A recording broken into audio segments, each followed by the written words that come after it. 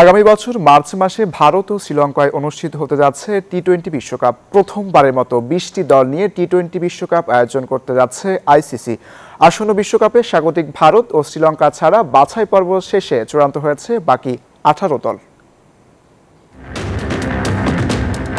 চূড়ান্ত হয়েছে 2026 টি-20 বিশ্বকাপের 20 দল। সর্বশেষ দল হিসেবে জায়গা করে নিয়েছে মধ্যপ্রাচ্যের দেশ সংযুক্ত আরব আমিরাত। এশিয়া প্যাসিফিক অঞ্চলের বাছাই পর্বে জাপানকে 8 উইকেট হারিয়ে বিশ্বকাপে নিশ্চিত করে তারা। আগামী বছর যৌথভাবে বিশ্বকাপ আয়োজন করতে যাচ্ছে ভারত ও শ্রীলঙ্কা। স্বাগতিক দেশ হিসেবে এই দুই দেশ সরাসরি এই বিশ্বকাপে অংশগ্রহণ করবে। বাকি দলগুলি বাছাই পর্ব পেরিয়ে এবং র্যাঙ্কিং এর মাধ্যমে বিশ্বকাপের মূল পর্বে অংশগ্রহণ করবে। যুক্তরাষ্ট্রের 1 নম্বর জিম চেইন গোল্ড জিম এখন আবারও বাংলাদেশে।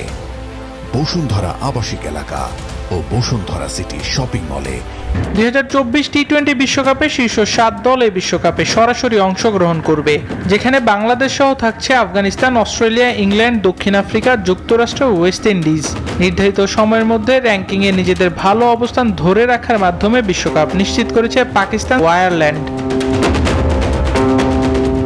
বাকি 8 দল বাছাই পর্ব পেরিয়ে বিশ্বকাপের মূল পর্বে জায়গা করে নিয়েছে, যেখানে দক্ষিণ এশিয়ার দেশ নেপাল, মধ্যপ্রাচ্যের দেশ ওমান ও সংযুক্ত আরব আমিরাতের সঙ্গী হয়েছে নামিবিয়া, জিম্বাবুয়ে, কানাডা, ইতালি ও নেদারল্যান্ডস। আবরার আল দাইয়ান, নিউজ 24।